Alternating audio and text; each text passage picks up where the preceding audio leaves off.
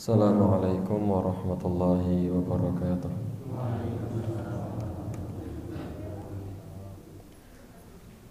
Innal hamdalillah nahmaduhu wa nasta'inuhu wa nastaghfiruh wa nastahdihi wa natubu ilaih wa na'udzu billahi min shururi anfusina wa min sayyiati a'malina may yahdihillahu fala mudilla lahu wa may yudlil fala hadiya lahu. Asyhadu an la ilaha illallah wahdahu la syarika lah wa asyhadu anna Muhammadan abduhu wa rasuluh la nabiyya wa la rasula ba'da. Allahumma salli wa sallim wa barik ala nabiyyina Muhammad wa ala alihi wa ashabihi wa man tabi'ahum bi ihsanin wa man jahada fi sabilihi ila yaumiddin. A'udzu billahi minasyaitonir rajim. Ya ayyuhalladzina amanu taqullaha haqqa tuqatih wa la tamutunna illa wa antum muslimun. Rabbi shrah li sadri wa yassir li amri wahlul 'uqdatam min lisani yafqahu qawli. Allahumma 'allimna ma yanfa'una wanfa'na bima 'allamtana wa zidna ilma.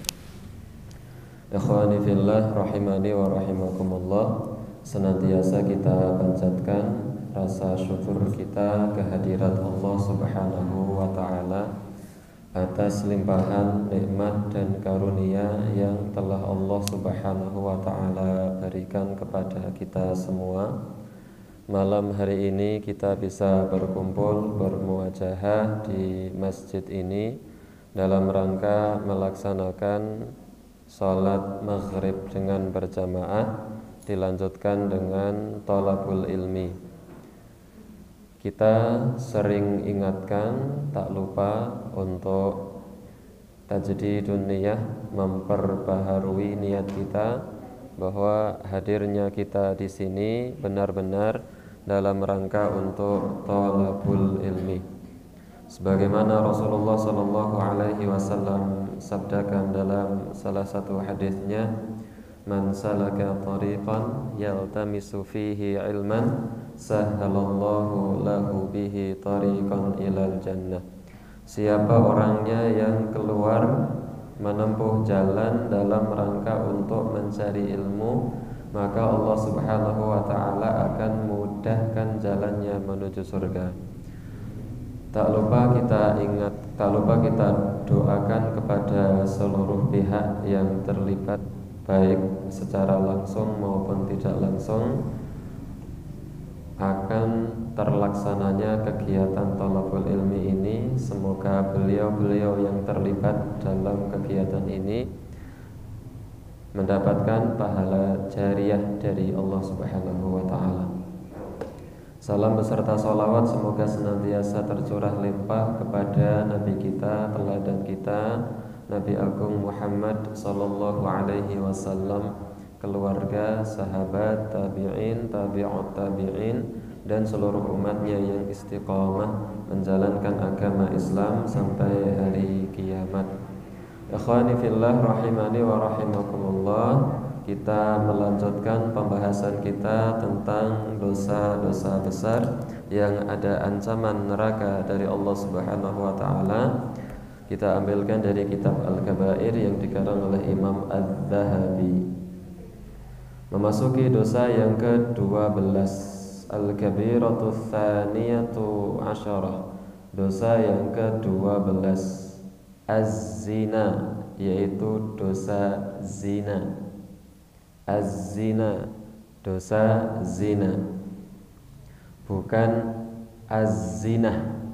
Kalau zina itu artinya perhiasan, itu kalau artinya zina ada tak marbutahnya, zinatun, zinah itu artinya perhiasan. Kalau zina memakai alif maka artinya adalah zina. Jangan salah ungkap, salah ucap. Kalau zina pakai tak marbutah, zinah, zinatun itu artinya perhiasan. Zinatul hayatid dunya berarti perhiasan kehidupan dunia. Zina itu perhiasan. Contoh perhiasan itu napa? Cincin, kalung bagi perempuan. Kalau masker niki kebutuhan apa perhiasan? Zina. Tapi kalau az-zina dengan non panjang itu artinya zina. Wa ba'duhu akbaru itsman min ba'din, dan sebagian dari zina itu dosanya lebih besar dari zina yang lain. Artinya dari judul ini yang kemudian ditulis oleh Imam Az-Zahabi bahwa zina itu dosanya tidak sama antara zina yang satu dengan zina yang lain. Sebagaimana dosa pencurian itu tidak sama antara pencurian yang satu dengan pencurian yang lain. Mencuri 1 ekor ayam dengan mencuri uang 2 miliar itu jelas berbeda. Meskipun sama-sama mencuri, dosanya itu berbeda. Maka sama halnya dengan zina. Zina, antara zina yang satu dengan zina yang lainnya itu ada perbedaan dalam masalah dosa. Maka Imam Az-Zahabi menuliskan judul di sini, wa ba'duhu akbaru itsman min ba'din, dan sebagian dari zina itu lebih besar dosanya daripada zina yang lain. Lebih besar dosanya dari zina yang lain. Artinya ada zina yang dosa besar, ada zina yang lebih besar daripada zina tersebut. Bahkan ada zina yang dosanya amat sangat besar. Jadi zina ekonomi, zina VIP, ini zinanya beda. Zinanya, dosanya beda. Meskipun cara melakukannya sama, tapi kepada siapa dia melakukan, inilah yang kemudian bisa menyebabkan tingkatan zina itu beda. Ikhwani fillah rahimani wa rahimakumullah, kita masuk kepada tulisan yang kemudian dikarang oleh Imam Az-Zahabi tentang dalil-dalil diharamkannya zina. Qala Allah Ta'ala, firman Allah Subhanahu wa Ta'ala, wa la taqrabuz zina innahu kana fahishatan wa sa'a sabila. Wala taqrabu, dan janganlah kalian semua dekati az-zina, zina. Di sini tulisan zinanya dengan menggunakan alif yang bengkong. Kalau bahasa pesantren itu namanya alif bengkong. Nah, sementara di sini alif lurus. Alif bengkong lawan katanya alif lurus. Tulisan secara kaidah imla, secara tulisan biasa itu menggunakan alif lurus. Tetapi tulisan dalam mushaf itu menggunakan alif yang tidak lurus, alif yang menyerupai huruf ya, alif yang bengkong. Ini memang sering terjadi karena penulisan dalam kaidah imla itu terkadang berbeda dengan tulisan di Rasm Utsmani. Karena tulisan di Rasm Utsmani itu sudah sejak zaman Nabi SAW seperti ini tulisannya. Kita nggak bisa merubah-rubah. Seperti ini tulisannya. Yang berubah itu hanya pada titik dan harokat, itu berubah. Zaman Nabi Al-Quran itu tidak ada titik. Saged maos mboten enten titike, lawang kadang mboten enten harokate mawon, bingung napa malih mboten enten titike. Maka kemudian diberilah titik untuk memudahkan membaca. Islam semakin menyebar, ternyata kemudian ada titik saja masih kesulitan untuk baca, maka diberikan harokat, baris atas, baris bawah, ada fathah, kasrah, dhammah, sukun. Harokat itu masih ada yang keliru, maka ada tambahan tasdid atau syiddah. Maka syiddah itu harokat tambahan. Itu masih banyak yang keliru. Sekarang itu ada tambahan warna. Maka ada Al-Quran warna berdasarkan tajwid. Sekarang tidak cuma warna, ada Al-Quran yang bisa bunyi diklik. Iqra bismi, bismi apa ya? Klik bismi rabbika. Muncul suara. Itu perkembangan zaman. Nah, di Rasm Utsmani itu tulisan zina itu menggunakan alif yang enggak lurus. Wala taqrabuz zina, jangan kalian dekati zina. Innahu, sesungguhnya zina itu kana fahisyah, adalah perbuatan keji, wa sa'a sabila, dan jalan yang buruk. Jangan kalian dekati zina. Jangan kalian mendekati zina. Hakikat yang dilarang sebenarnya adalah pada zinanya. Tetapi kemudian Allah Subhanahu wa taala pada jalan yang mendekatkan kita kepada zina juga Allah Subhanahu wa taala larang. Dan inilah kemudian yang menjadi kaidah dalam fikih yang kemudian disebut dengan sadduz dzari'ah. Sadduz dzari'ah atau sadduz dzara'i', yaitu mencegah suatu yang haram dengan melarang jalan menuju keharaman. Mencegah perbuatan haram dengan cara melarang perbuatan yang menyebabkan pada keharaman. Maka kaidah fikihnya kemudian mengatakan ma la yatimul haram illa bihi fatarkuhu wajib. Perkara itu tidak sempurna, perkara yang haram tidak sempurna karena perkara itu, maka meninggalkan perkara itu adalah wajib. Perkara di mana yang haram tidak bisa sempurna kecuali dengan perkara itu, maka meninggalkan perkara itu adalah wajib. Ada sesuatu yang haram.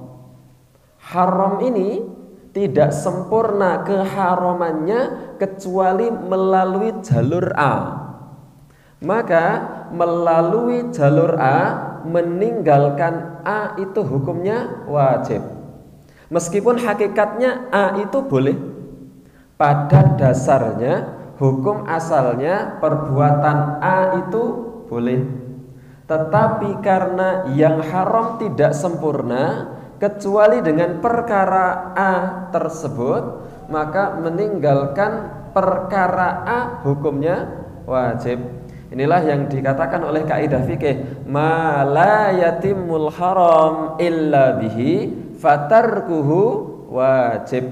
Perkara yang keharaman tidak sempurna lantaran kecuali dengan perkara itu, maka meninggalkan perkara itu hukumnya wajib.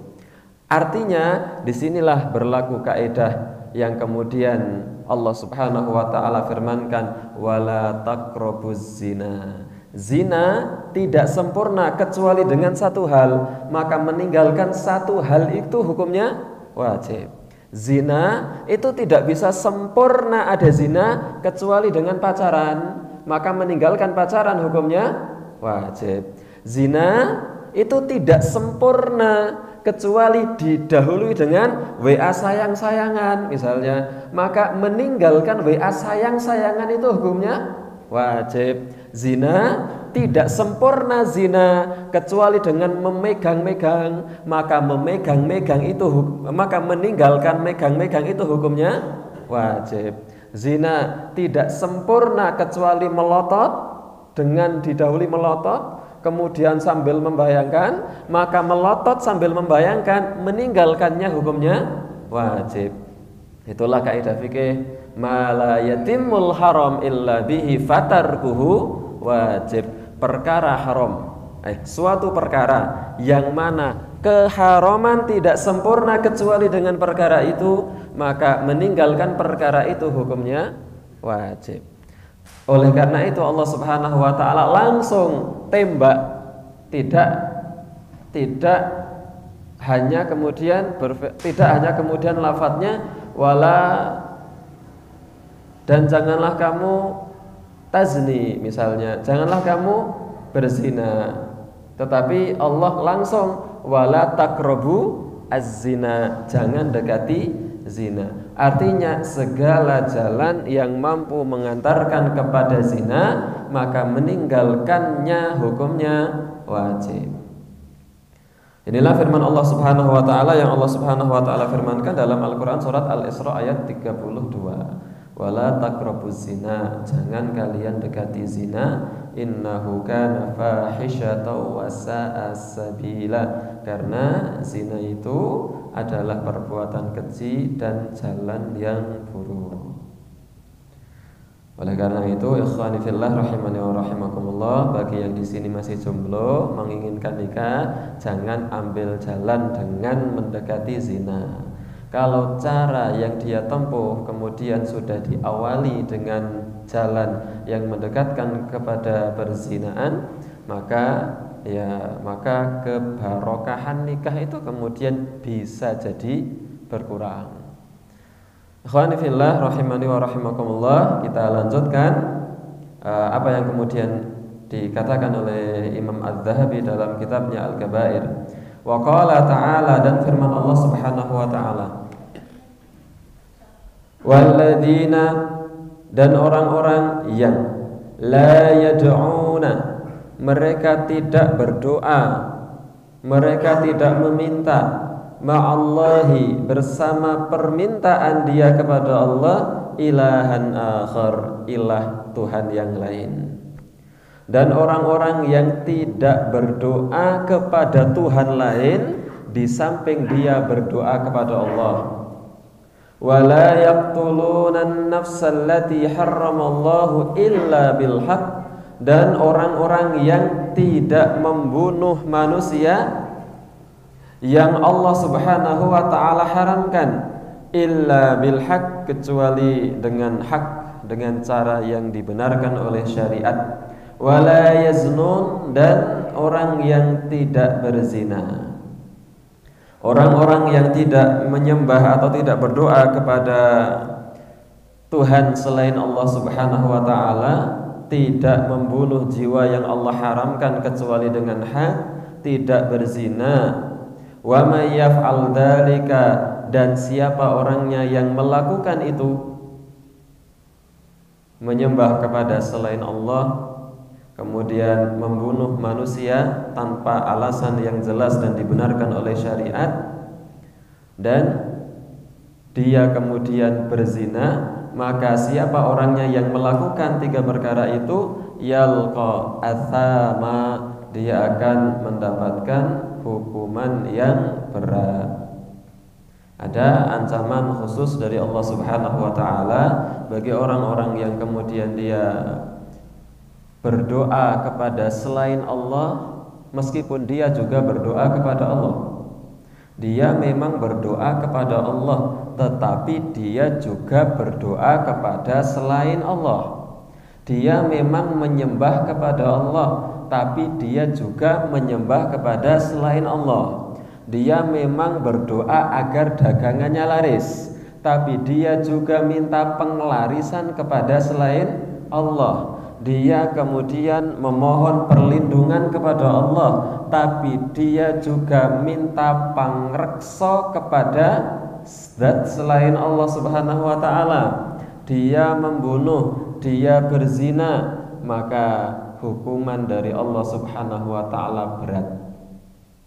Sampai Allah Subhanahu wa taala berfirman, "Wa may yaf'al dzalika", dan man, siapa saja, yaf'al, melakukan, dzalika, perbuatan itu, yalqa athama, maka dia akan diberikan hukuman yang berat. Al-Quran surat Al-Furqan ayat 68. Dalil yang kedua yang diungkap oleh Imam Az-Zahabi. Dalil yang ketiga yang kemudian diungkap oleh Imam Az-Zahabi tentang dosa besarnya zina, tentang besarnya dosa zina.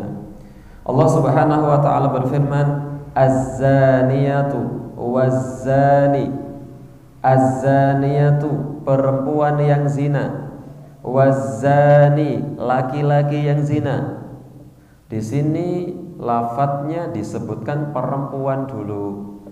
Az-zaniyatu, perempuan pezina, waz-zani, dan laki-laki yang berzina. Kenapa Allah Subhanahu wa taala di sini sebutkan perempuan dulu kalau berzina? Karena biasanya yang berzina kebanyakan adalah perempuan. Maka di sini dikatakan az-zaniyatu, perempuan atau laki-laki yang banyak berzina? Perempuan. Siapa yang kemudian menjajakan dirinya di pinggir-pinggir jalan, di tempat-tempat lokalisasi? Perempuan. Nah, maka az-zaniyatu, banyak yang berzina itu adalah perempuan dibandingkan laki-laki. Berbeda dengan pencuri.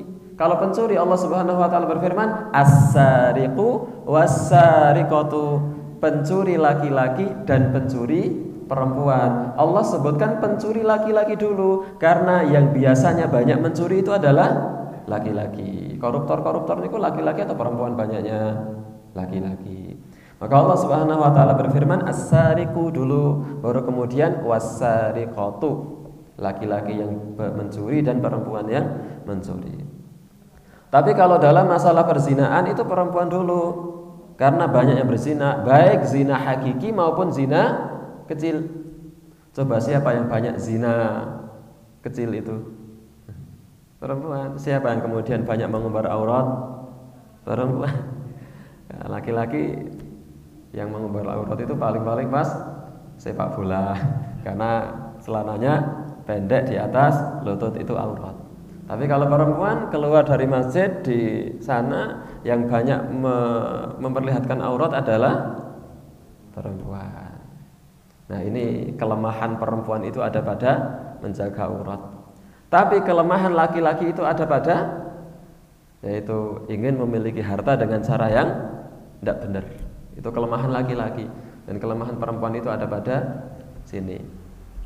Allah Subhanahu wa taala berfirman, az-zaniyatu, perempuan yang zina, waz-zani, dan laki-laki yang berzina, fajlidu, maka pukullah, cambuklah, kulla wahidin minhuma, setiap satu dari keduanya, mi'ata jaldah, sebanyak 100 cambukan. Wala ta'khudhukum bihima ra'fatun, dan jangan merasa belas kasihan fi dinillah, dalam menegakkan hukum Allah. Tentu ini berlaku pada negara yang kemudian memberlakukan syariat Islam. Dan ini hanya boleh dilakukan oleh orang yang kemudian diberikan wewenang oleh pemerintah. Dan kita tidak bisa kemudian secara pribadi, sampean zina ini tak antem miping 100. Tidak bisa. Ini ada tata cara yang panjang dijelaskan oleh fikih. Tidak semua orang boleh mengeksekusi. Kalau semua orang boleh mengeksekusi, A eksekusi, kemudian selesai misalnya, kemudian B datang, saya mau mengeksekusi, tadi sudah dieksekusi sama A, orang andel, Rene tak. Nanti ada 5 orang seperti itu, jadi 500 kali, dan ini zalim. Kalau sudah 500 kali, padahal 100 kali, dengan cara-cara yang kemudian sudah dibahas oleh para ulama dalam kitab-kitab fikih. Pembahasan kita nggak ke sana, tetapi pembahasan kita adalah bahwa zina itu dosa besar sampai Allah berikan hukuman khusus di dunia. Karena salah satu ciri dosa itu adalah dosa besar, kalau dosa itu ada hukuman tertentu di dunia atau ada ancaman khusus di akhirat. Kalau ada dosa yang dosa itu Allah sebutkan hukuman tertentu di dunia, atau Allah ada berikan ancaman khusus di akhirat, menunjukkan dosa itu adalah dosa yang tidak main-main, yaitu dosa besar. Akhwani fillah rahimani wa rahimakumullah. Ini surat An-Nur ayat yang kedua. Kemudian dalil yang keempat bahwa zina itu adalah dosa besar, yang ditulis oleh Imam Az-Zahabi. Beliau menuliskan dalil yang keempat.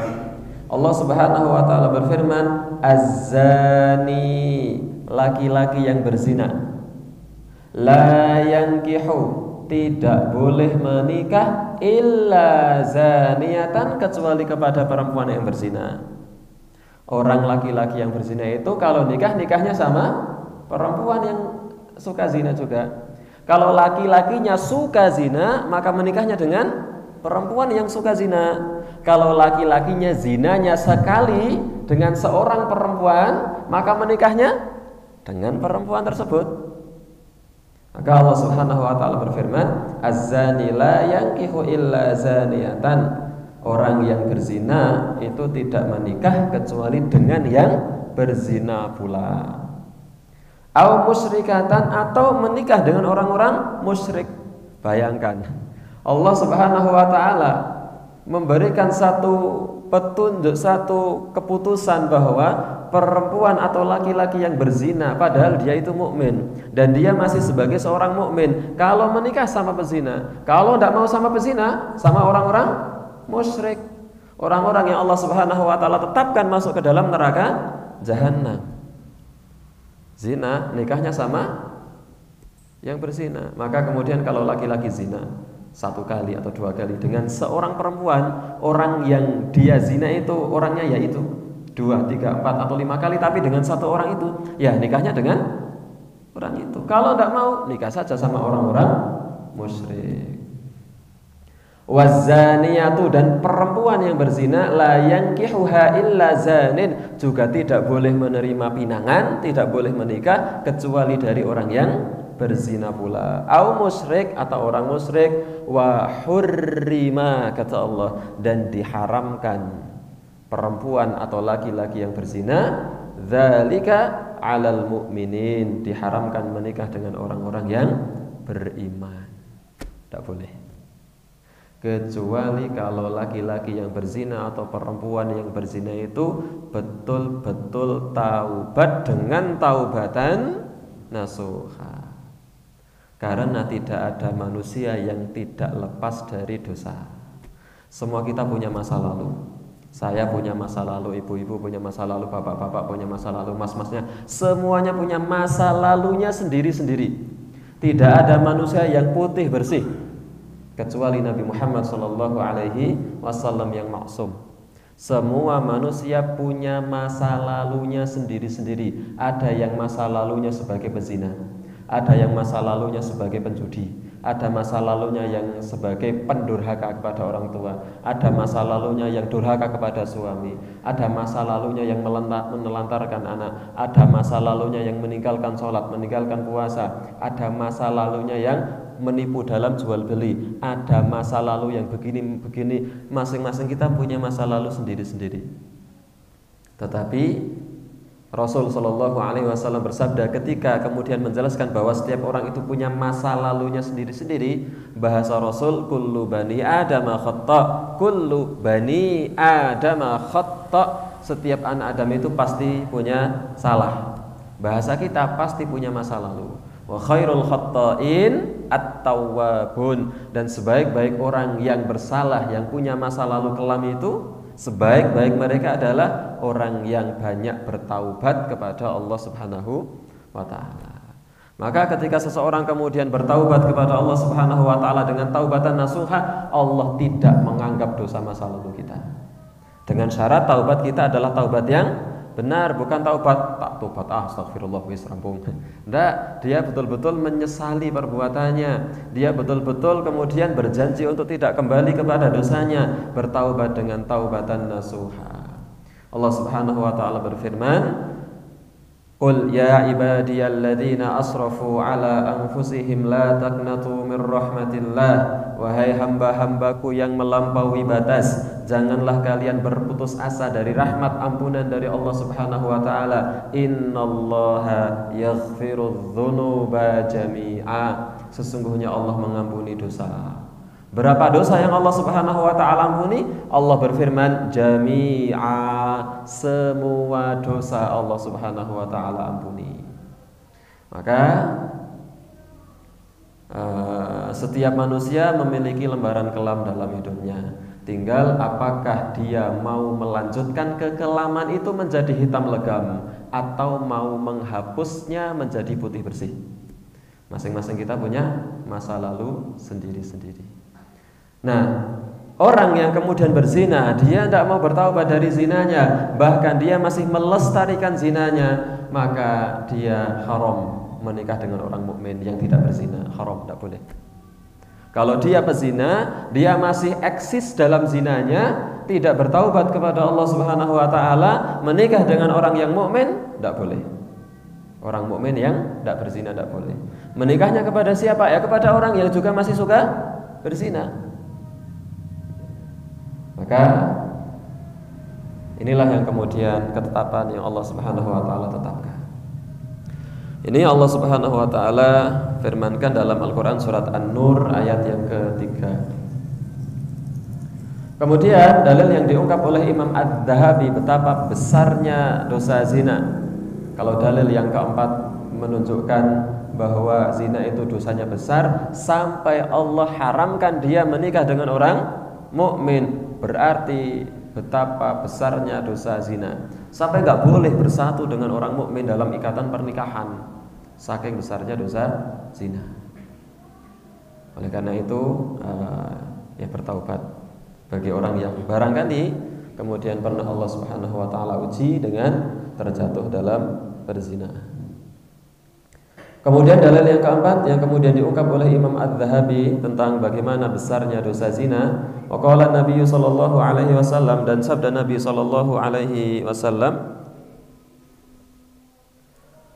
wasu'ila, ketika Nabi sallallahu alaihi wasallam ditanya oleh salah seorang sahabat, ayyudzanbi a'zam, dosa mana yang paling berat, paling besar ya Rasul? Ya Rasul, dosa yang paling besar itu dosa apa? Ini pertanyaan sahabat kepada Rasul. Khanifillah rahimani wa rahimakumullah. Mari kita perhatikan bagaimana sabda Nabi menjawab pertanyaan seorang sahabat ini. Kata Nabi, antaj'ala lillahi niddan wa huwa khalaqaka.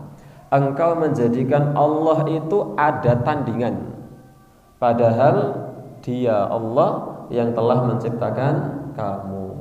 Engkau menjadikan Allah Subhanahu wa taala itu tandingan, ada tandingan. Engkau menjadikan Allah punya tandingan. Artinya dia mempersekutukan Allah dengan sesuatu, sebagaimana di awal-awal kita sampaikan tadi. Padahal kamu tahu bahwasanya Allah itu yang menciptakan kamu, yang memberi rezeki kamu, yang memberikan hidup kamu, yang memberikan kesehatan kepada kamu. Kamu tahu Allah Subhanahu wa taala yang menciptakan kamu, tapi kamu menyembahnya justru kepada selain Allah. Maka itu dosa paling besar, yang tidak ada dosa yang lebih besar daripada itu. Kemudian yang kedua, qala tsumma ayyun. Kemudian sahabat itu bertanya, tsumma ayyun. Kemudian apalagi ya Rasul setelah dosa menyekutukan Allah? Dosa apa yang besar di bawah, levelnya di bawah kesyirikan itu apa? Qala, Rasulullah menjawab, antaqtula waladaka khasyata ayyat'ama ma'aka. Dalam riwayat yang lain, khasyata ayyakula ma'aka. Kamu membunuh anakmu, alasannya adalah khasyata ayyat'ama ma'aka. Kamu takut anakmu akan makan bersama kamu. Artinya apa? Ada seorang tua yang membunuh anaknya dengan alasan khawatir mengurangi jatah rizki orang tua. Itu dosanya berlipat. Karena di sini terkumpul dua dosa besar semua. Yang pertama dosa membunuh. Padahal membunuh yang biasa saja itu hukumnya dosa besar banget. Apalagi membunuh, ditambah alasan membunuhnya karena dia khawatir rizkinya berkurang karena punya anak. Dia khawatir rizkinya berkurang kalau punya anak. Ini dosa yang berlipat. Karena dosa pertama adalah dosa membunuh, dosa yang kedua dia tidak percaya dan tidak punya iman kalau Allah Subhanahu wa taala zat yang memberi rizki. Tidak percaya atas rizki dari Allah, itu dosa besar. Apalagi kemudian itu menjadi alasan membunuhnya orang tua kepada anak. maka ini dua dosa yang berkumpul dalam satu dosa. Maka dosa ini levelnya di bawah kesyirikan. Kemudian sahabat ini bertanya lagi kepada Rasul sallallahu alaihi wasallam, "Tsumma ayyun ya Rasul?" Kemudian dosa apa lagi yang levelnya setelah itu? Rasulullah bersabda, "Antuzaniya halilata jarika." Berzina dengan istri tetangga. Itu dosa besar berlipat-lipat. Zina itu dosa. Zina itu dosa besar. Apalagi dengan istri tetangga lebih besar. Kenapa? Sama. Karena di sini terkumpul dua dosa. Dosa pertama, dosa zina itu sendiri, yang ini dosa besar. Dosa yang kedua, dia menyakiti tetangga. Padahal Rasul sallallahu alaihi wasallam bersabda, "Man kana yu'minu billahi wal yaumil akhir." Siapa orangnya yang ngaku iman kepada Allah dan hari akhir, fala yu'dzi jarahu. Jangan sakiti tetangga. Loh, dia menyakiti tetangga dosa, dan cara menyakiti tetangganya dengan menzinai istrinya. Nikulah cara menyakiti tetangga yang sangat menyakitkan. Kayak ngunek-unek ke tonggo mawon pun marai, serik. Kemudian mengambil tanah tetangga ya marai, serik. Apalagi nyerek ke tetangga dengan cara menzinai istrinya. Itu dosa yang bertumpuk-tumpuk, dan ini levelnya lebih besar dosanya daripada zina biasa. Maka Imam Adz-Dzahabi menuliskan dalam judul tadi bahwa dosa zina yang satu itu besarnya atau apa? Dosanya ada yang lebih besar daripada zina yang lain. Sama-sama zina, cara melakukannya sama, tapi yang satu berzina dengan orang lain, yang satu berzina dengan istri tetangga. Maka itu dosanya lebih besar. Nek ngono aku arek zina karo wong liya wae, ya ampun. Dosa besar juga, tapi lebih besar juga berzina dengan istri tetangga. Nopo malih tetangga pinggir rumah? Pinggir rumah niku napa? Pinggir rumah, rumahnya, kemudian samping rumahnya. Yang ini tetangga paling dekat. Padahal tetangga itu ada tetangga dekat, ada tetangga jauh. Wal jari dzil qurba wal jaril junub. Ada tetangga yang dekat, ada tetangga yang jauh. Semakin dekat tetangga kita, semakin dia berhak untuk menerima hak tetangga dari kita. Kemudian dia berzina dengan istri tetangganya, mentang-mentang tetangganya ini kemudian sedang kerja di luar negeri, tidak pulang-pulang selama 1 tahun. Kemudian dia, wah iki ayu mesak ke nganggur, ono wedok nganggur ke ora maneman, datang dizinai, dosa besar. Dosanya dosa besar. Karena dia berzina dan kemudian dia menyakiti tetangga dengan penyakit, dengan memberikan sakit yang sesakit-sakitnya. Napa malih istrinya tetangga juga mau, itu lebih parah lagi. Apakah ada yang seperti itu? Ada, Pak. Enten. Kalau Rasul bersabda seperti ini memang berarti memang ada. Kemudian Rasul sampai mewanti-wanti. Lawang enten kok. Kisah nyata. Kisahnya betul-betul nyata. Yang saya dapat cerita dari istri saya. Betul-betul nyata karena istri saya tahu sendiri orangnya. Jadi ada suami istri. Kemudian istri ini punya adik perempuan, gitu. Kemudian adik perempuan ini tinggal bersama kakaknya. Berarti 3, ada suami, ada istri, dan adik ipar dari laki-laki atau adik kandung dari perempuan. Ternyata perempuannya kerja di luar negeri. Pun sakit bayang kiki Mbak. Istrinya pergi ke luar negeri, kemudian setelah pergi ke luar negeri dalam waktu yang cukup lama, ternyata ini adik perempuan ini ternyata punya anak. padahal belum menikah. Anak dari siapa? Ternyata dari laki-laki ini, suami perempuan ini. Perempuannya pulang, ya sudah, akhirnya bercerai dengan suaminya, dan suaminya kemudian menikah dengan adiknya. Ini kisah nyata, ibu bapak. Maka Rasul sampai bersabda, di antara dosa yang sangat besar itu adalah kemudian ketika dia berzina, tapi zinanya dengan tetangga. Ini level zinanya, level zina yang berat.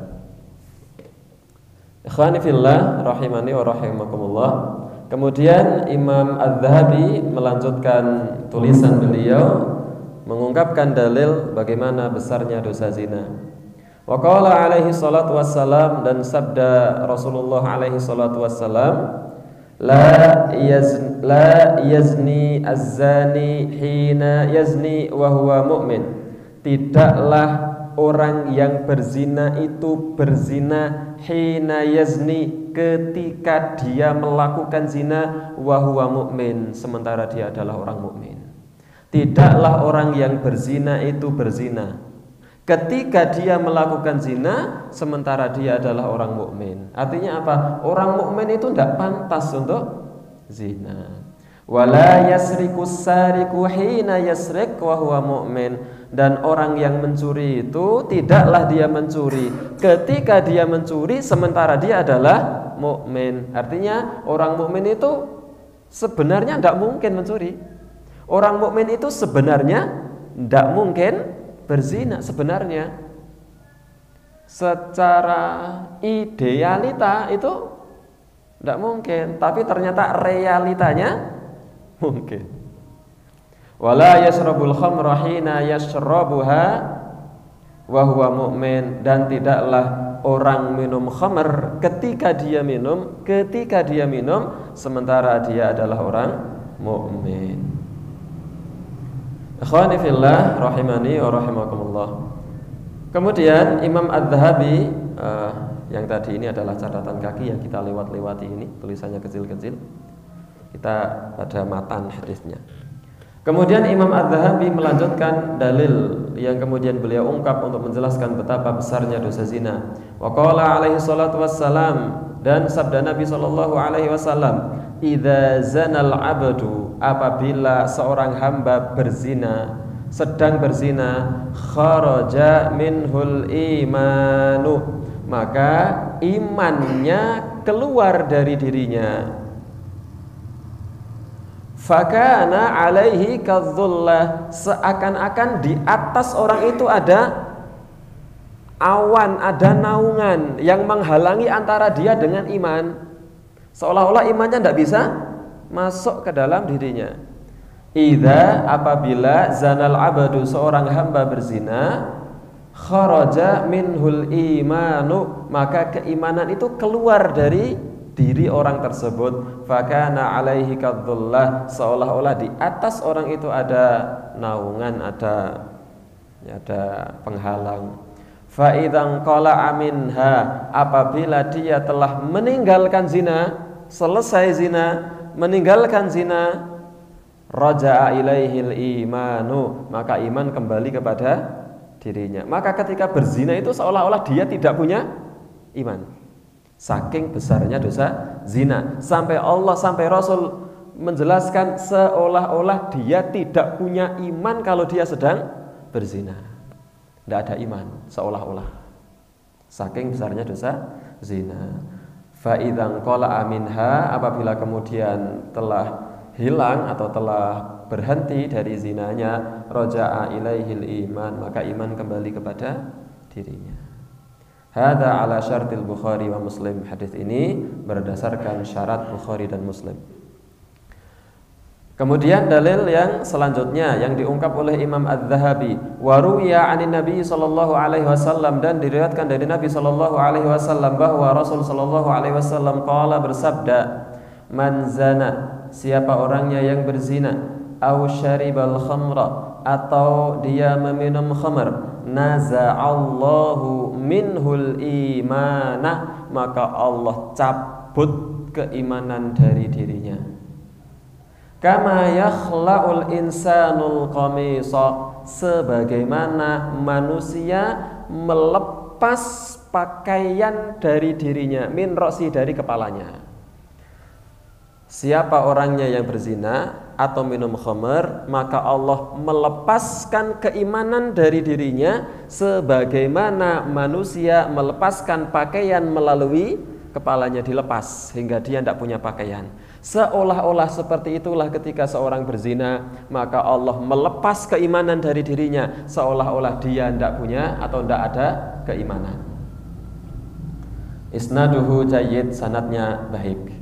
Kemudian dalil yang diungkap oleh Imam Az-Zahabi untuk menjelaskan betapa besarnya dosa zina, waqala, dan sabda Rasul alaihi salatu wassalam, thalathatun, ada 3 kelompok, la yukallimuhumullah, yang Allah tidak ajak bicara yaumal qiyamah, pada hari kiamat. Ada 3 kelompok yang Allah tidak ajak bicara. Wala yuzakihim, Allah tidak menyucikan mereka. Wala yanzuru ilaihim, Allah tidak mau memandang mereka. Walahum adzabun alim, bagi mereka azab yang pedih. 4 ancaman sekaligus dalam satu hadis.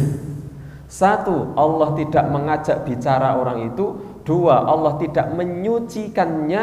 3, Allah tidak mau memandang orang itu. Dan yang keempat, bagi mereka azab yang pedih.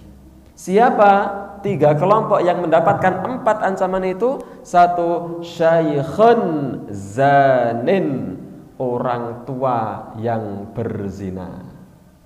Ini levelnya lebih besar daripada pemuda yang berzina. Orang muda berzina dosa besar. Orang tua berzina lebih besar dosanya. Wong wis tuwa kaya saya kober-kobre zina. Ngoten iki kebasan. Nek ngono mumpung isih enom tak? Mboten juga. Mumpung isih enom tak zina, ndak, dosa besar. Tapi ketika sudah sepuh berzina lebih besar. Yang kedua yang mendapatkan 4 ancaman itu, wa malikun kadzab, pemimpin yang berdusta. Lawang ora dadi pemimpin wae berdusta dosa, apalagi menjadi pemimpin yang berdusta. Karena efeknya itu luas. Kalau orang berdusta dengan 1 orang, maka efeknya ke situ. Tapi kalau pemimpin berdusta, maka efeknya ke semua rakyat. Wa'ailun mustakbir, yang ketiga yang mendapatkan 4 ancaman itu, ail, orang miskin, mustakbir, sombong. Miskin, sombong, dosa besar. Kaya, sombong, besar dosanya. Tapi lebih besar lagi miskin dan sombong. Orang kaya disombongkan, ada yang disombongkan. Lah wis miskin, ra duwe apa-apa sombong. Apanya yang mau disombongkan? Kebangetan. Sama dibalik, orang miskin pelit dosa, orang kaya pelit lebih dosa. Kenapa? Orang miskin pelit karena memang tidak punya. Jadi mau mengeluarkan itu betul-betul mikir, saya harus begini, besok saya butuh ini, betul-betul mikir. Orang kaya hartanya sisa, kikir, kebangetan. Sama dibalik, mati, bukan, laptop saya masih nyala. Jadi ini yang kemudian 3 kelompok orang yang kemudian tidak diajak bicara oleh Allah, kemudian tidak disucikan, tidak Allah pandang, dan bagi mereka azab yang pedih. Ini terdengar sepele, tapi ngeri luar biasa. Di akhirat tidak diajak bicara oleh Allah, itu siksa yang tidak main-main. Bayangkan kerja bakti RT, satu orang datang kerja bakti di situ, tidak ada satupun orang yang sapuaruh, ngaruhi mboten, nyalami mboten, menyapa mboten, senyum mboten kepada satu orang itu. Bagaimana perasaan satu orang itu? Aku salah opo? Teko ya wis gasik, kerja bakti mesti mangkat. Kenapa saya seperti ini kan oleh masyarakat? Tidak diajak bicara oleh masyarakat. Itu sedihnya luar biasa. Apalagi kalau di akhirat yang tidak mengajak bicara itu adalah Allah. Yang kedua, wala yuzakihim, tidak disucikan oleh Allah. Padahal senantiasa kita berdoa bagi yang menggunakan doa iftitah ini, Allahumma ba'id baini wa baina khotoyaya kama ba'adta bainal masyriqi wal maghrib. Yang kedua, Allahumma naqqini minal khotoya kama yunaqqas thawbul abyadu minad danas. Ya Allah, sucikan aku dari segala dosa-dosaku sebagaimana Engkau sucikan pakaian putih dari kotoran. Allahumma ghsilni min khotoyaya bil ma'i wath thalji wal barat. Ya Allah, basuhlah aku dari semua dosa-dosaku dengan air salju embun. Nah, kita doa setiap hari seperti itu, tapi di sini dia tidak disucikan oleh Allah Subhanahu wa taala. Allah tidak pandang kepada dia, dan bagi mereka adab yang pedih. Orang tua yang berzina, pemimpin yang berdusta, dan orang miskin yang sombong. Hadis riwayat Muslim. Maka ini juga level zina yang lebih, yaitu orang sepuh berzina. Kemudian dalil yang kemudian diungkap oleh Imam Az-Zahabi ada banyak. Langsung kita pada penutup bab ini yang ditulis oleh Imam Az-Zahabi. Sebentar. Langsung kepada penutup. Beri mawon golai suwi. Wa a'dhamu zina, dan zina yang paling besar dosanya, ini level zina yang paling besar. Tidak ada zina yang di atasnya, ya enggak. Ini semua zina itu levelnya di bawah ini.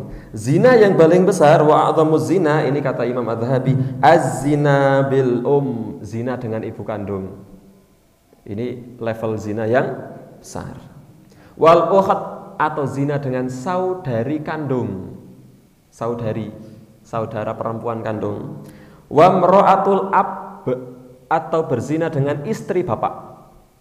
Misalnya kemudian bapak ini kemudian istrinya meninggal, kemudian menikah lagi. Anak dari istri yang pertama ini kemudian berzina dengan istrinya bapak yang kedua misalnya. Maka dia dosa besar, berzina dengan istrinya bapak. Wabil maharim, dan berzina dengan mahram, dengan bule, dengan bude, baik bule dari pihak ayah maupun bule dari pihak ibu, baik bude dari pihak ayah maupun bude dari pihak ibu. Maka ini level zina yang besar, zina dengan yang ada mahramnya. Jangankan zina, lawang menikah saja haram. Menikah yang aslinya pada umumnya itu halal menikah, tapi kalau menikahnya dengan mahram, ya haram, namanya saja mahram. Mahram itu orang yang haram dinikahi, bukan muhrim nggih. Kalau muhrim itu artinya orang yang memakai pakaian ihram. Itu namanya muhrim. Langsung mek-mek dudu muhrim. Ya pancen dudu muhrim melawang orang nggawa pakaian ihram. Bukan mahram, tapi nggak masalah, itu hanya sebuah istilah saja. Tapi kalau kita ingin mengungkapkan dengan ungkapan yang betul sesuai bahasa Arab, muhrim itu artinya orang yang memakai pakaian ihram haji. Orang yang haji itu namanya muhrim. Nah, mahram itu orang yang haram dinikahi. Maka menikah saja dengan mahram haram, apalagi berzina dengan mahram. Ini besar dosanya. Khanifillah rahimani wa rahimakumullah. Ini yang bisa kita sampaikan. Sudah lewat waktu Isya sebentar. Salah dari saya, benarnya dari Allah Subhanahu wa taala. Semoga Allah Subhanahu wa taala senantiasa menjaga kita dan menghindarkan kita dari perbuatan zina, serta menghindarkan kita dari segala dosa-dosa yang Allah Subhanahu wa taala tetapkan itu sebagai dosa, hingga kemudian Allah tetapkan kita sebagai orang-orang yang salih, yang kemudian Allah Subhanahu wa taala kelak kumpulkan kita bersama para nabi, para rasul, para solihin, para syuhada, para siddiqin, dan para solihin. Wassalamualaikum warahmatullahi wabarakatuh.